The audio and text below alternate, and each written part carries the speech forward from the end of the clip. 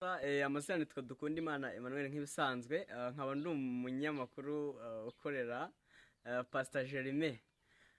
Pastor Jerime ngira ngo muramubona, ni umusore ukiri mutoya cyane ufite impano yo kuramya no guhimbaza.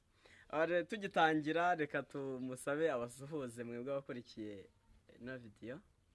Ndabasuhuje cyane kandi nifuje rwose kubasabira umugisha ku Mana kuba mudukurikiye muri uyu mwanya. Ndabashimiye cyane kubw'uruhare rwanyu mudasiba kutwereka. Hanyuma nk'ibisanzwe nk'uko bababwiye nitwa Pastor Jerime. Niyo mazina nkoreshwa no mu buhanzi bwanjye, ariko amazina niswe n'ababyeyi ari nayo nahawe mbatizwa, nitwa niyo mushumba Jerime. Yego murakoze cyane. Pastor Jerime, abantu benshi bamaze kukwibazaho atariko uyu musore indirimbo afite kubera icyo atazinyuza kuri YouTube, ariko ndiko nakreye YouTube channel yitwa Pastor Jerime. Pastor Jerime, ni iki ugiye kujya unyuza kuri YouTube channel yawe? Okay, nk'ibisanzwe nk'indirimbo mfite kandi no muri ibi bihe ikintu bidusaba nibura gushaka ahantu abantu batubonera, abantu bacu bakaba badushaka bakatubona. Ikintu cyo ndi gukora ni ku ndirimbo mfite zigera muri 13. Hari uburyo bugaragara nabaye nkoze bujyanye no gushaka ahantu twazinyuza. Nibwo rero wabonye YouTube channel nyifungura, hanyuma niho zizajya ziboneka. Nayo wayibabwiye neza, bayita Pastor Jerime. Hari indirimbo bita muri wowe, ugiyeho wayibona nta kibazo. Muri wowe rero bice bigacika, ariko hari n'indi nakunze cyane yitwa Ishimwe n'iryawe. Yego. N'indi yitwa Ihinduranye ibihe. Yego. Ngira ngo turi butandukane wamaze kuducishirizaho akaririmbo kamwe byibuze. Nta kibazo rwose, ngewe ntago ngira isoni zo kuririmba. Ni ubutumwa bwiza. Yego, ni uburyo bwiza rwose. Hanyuma Pastor Jerime, hari abashobora kwibaza, bamwe mu bakunzi bawe cyangwa se inshuti zawe bashobora kwibaza ubundi mu buzima busanzwe ukora iki, wadusobanurira? Nta kazi mfite kari specific nkora kanjye bwite, cyangwa se ngo mbe nikorera. Ndacyakorera abandi mu rwego rwo kwishakisha, ariko mu gihe Imana izaca inzira nyine urabyumva, nanjye ndateganya kuzikorera mu gihe kiri imbere. Kuvuga ngo ubundi ukorera abandi kugira ngo nawe uzikorere mu gihe kizaza. Hanyuma Pastor Jerime, ni ibihe biganiro uzagishisha kuri YouTube channel yawe? YouTube channel yanjye nk'uko nabikubwiye cyangwa se nanabikubwiye bwa mbere, nakubwiye yuko ari ibiganiro bijyanye n'ivugabutumwa n'ijambo ry'Imana, ariko nunabonaho igisigo cyangwa umuvugo ntibizagutangaze, kuko ndi umusizi wa cyane n'ubutabizi burya. Hari uburyo njya nkora, hari imivugo mfite irenze umwe ikubiyemo ubutumwa, ivuga ku ijambo ry'Imana, nayo burya ndayigerageza. Hanyuma rero nk'umuntu wabyize nkiga ishami ry'indimi n'ubuvanganzo, urumva ko bifite iyo biva, isuku igira isoko. Nubibonaho umuvugo rero cyangwa igisigo ntibizagutungura. Birumvikana kabisa. Hanyuma Pastor Jerime, abakunzi bawe bakwitegeho iki muri iyi minsi? Hari gahunda mfite, nawe urayizi nk'uko tujya tubiganira. Hari gahunda mfite yo kwagura. Ndashaka gukora uburyo bushoboka nibura bikagera muri ino mpeshyi hari icyo dukoze. Hari indirimbo ziri official zigiye hanze, kandi ndi kubipanga rwose. Nubwo wenda nta muterankunga ndagira ugaragara, umuntu ashobora kubikora ku bw'umutima we n'igiti cye, akaba yagira inkingi atera ibikorwa byanjye, ariko ni ukuvuga ngo ndi gutegura no gukoresha imbaraga nyinshi cyane, kuko iyo uzi uko uri gukora uri wenyine ushyiramo ingufu nyinshi cyane, kuko hari ahandi umuntu yagafashe aba ari wowe uhafashe wenyine. Hanyuma rero ntabwo inkingi nanone bantera nayanga rwose cyane rwose. Ni karibu ku muntu wifuza kuzagira icyo amfasha. Birumvikana kabisa. Hanyuma Pastor Jerime, hari abashobora kwibaza, ese ufite imyaka ingahe? Pastor Jerime afite imyaka ingahe, cyangwa se asengera muri hedini?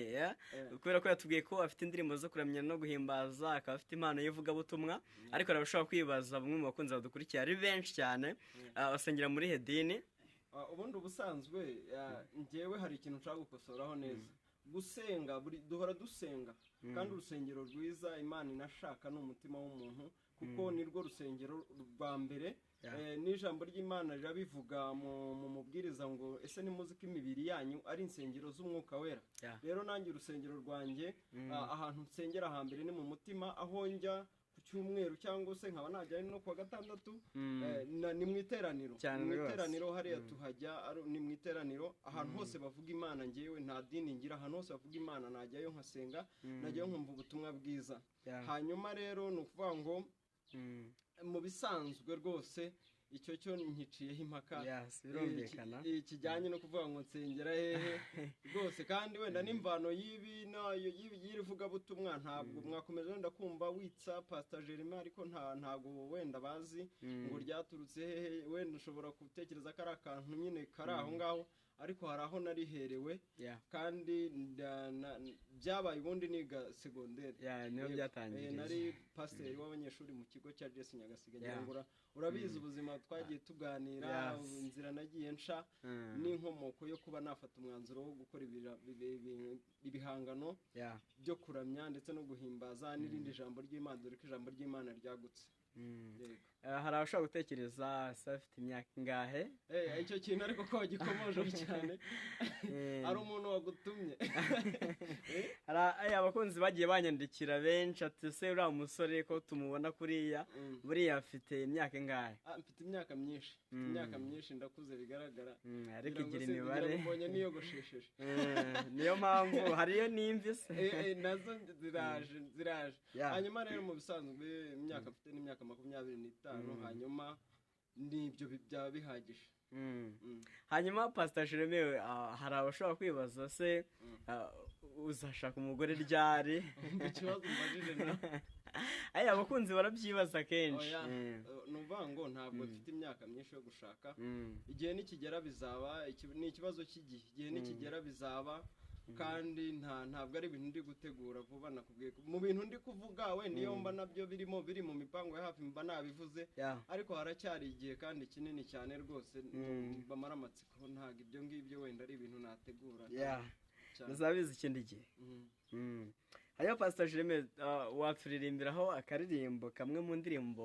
ufite kari nyinshi cyane wowe ukundiye muzo mfite ngiye nakunze ya ndirimbo ivuga ngo ishimwe ni iryawe waturirimbiraho ishimwe ni iryawe n'ubundi muri izo ngizo wambwiye 3 harimo ishimwe ni iryawe harimo muri wowe hakabamo n'ihinduranya ibihe izo zose nizanye nkuko nazabwiye ni muri za zindi 13 nahereyeho hanyuma ariko iyo ndirimbo wenda ishimwe n'iryawe ukomojeho nayiririmbye nge wenda hari ukuntu umuntu ajya ahanga ariko agendeye kuri situation arimo agendeye mu buzima agendeye mu buryo wenda ari mu bihe bidasanzwe yaba ari mu bihe byiza cyangwa se n'ibihe bibi hanyuma akabona inspiration akabasha kuba yagira ikintu yakora hanyuma rero wenda ishimwe n'iryawe nibyo urayikunda nkuko hari abantu benshi bayikunda cyane hanyuma ariko na muri wowe iriya nabanje gushyira kuri YouTube channel nubwo itarofisho neza wenda ari uburyo bwo gutrayinga no kugira ngo YouTube channel itaba yambaye ubusa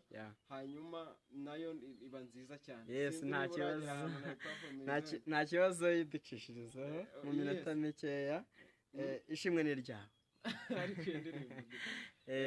iyo ndirimbo ibikora kabisa yego uvuga ngo iravuga ngo Mana ndaguhimbaza kubw'imirimo wankoreye ibyo wankoreye binkoze ku mutima niyo mpamvu itumye kira hejuru ngushima ukwiriye amashimwe kuko ari wowe wo gushimwa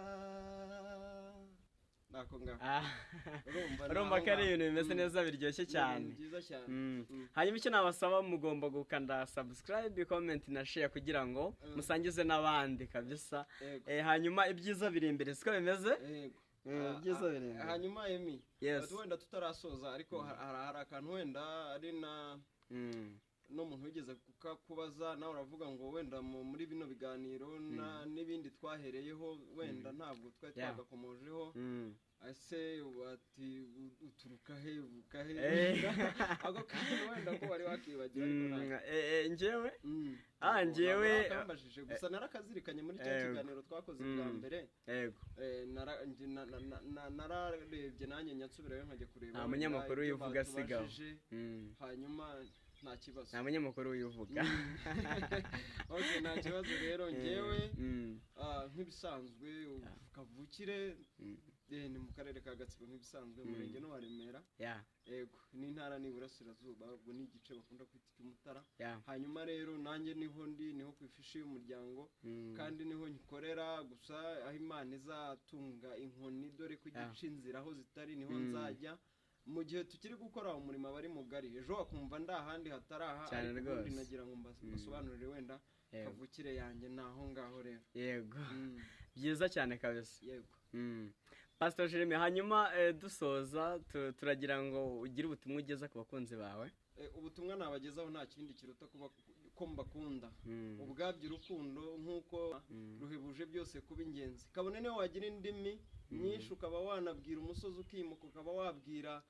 ikibaya kikabamo umusozi ariko udafite urukundo ngo ubaye nk'icyuma kirangururira ubusa rero nabo ndabakunda mbazigamiye urukundo rwose ndetse rw'inturire rudasembuye ni ukuvuga ngo ibyo nkora nibo mbikorera ni umuryango mugari nungutse hanyuma rero mu bijyanye no kubaha ibyiza kandi nanjye nkomeje gusaba n'Imana ngo intere inkingi ikomeze kuntera inkunga mbashe kugera kure hashoboka ntago nabasiga n'abantu banjye ndabakunda kandi ikindi nabasaba ni ukwegera hafi y'Imana bakaza hafi y'Imana nibura bakabasha kumva ubwiza bwayo kuko ubuzima butarimo Imana ntacyo bumaze hanyuma ikindi kandi bagasubira hantu basezeraniye n'Imana hantu bavuganiye n'Imana hantu Imana niba yarahagusezeranije niho ugomba kuyitegerereza kugira ngo ariho izagusanga bakomeze babe hafi y'Imana bakomeze bumve ubwiza bwayo kandi nanjye rwose ndabakunda cyane hanyuma amazina ni Emi nk'ibisanzwe nkaba nari nabazaniye Pastor Jeremy turabasaba kugira ngo mukore subscribe kuri iyi YouTube channel ya Pastor Jeremy kugira ngo mujye mubona ibindi biganiro mwumvishe ko afite indirimbo nyinshi ibiganiro ndetse n'ivugabutumwa kugira ngo mujye mubikurikirana umunsi ku munsi turabashimiye na Pastor Jeremy arabashimiye ndabashimiye cyane rwose nta kindi narenzaho gusa nawe ndagushimira cyane si ubwa mbere wenda ugaragaza uruhare wenda mu kumfasha yaba ibiganiro bya mbere twakoranye yaba n'ubundi bujyanama umpa yaba no kugenda umfasha mu buryo bwagutse rero niyo mpamvu ngira ngo nanjye nkubwire ko nshimiye ntabwo rwose nakurenza ingoyi mu bantu nashimira wakoze cyane no kuba witanze n'urugendo uba wakoze tukagira icyo tubasha gukora ubwabyo ndabigushimiye asante sana Imana iho umugisha yego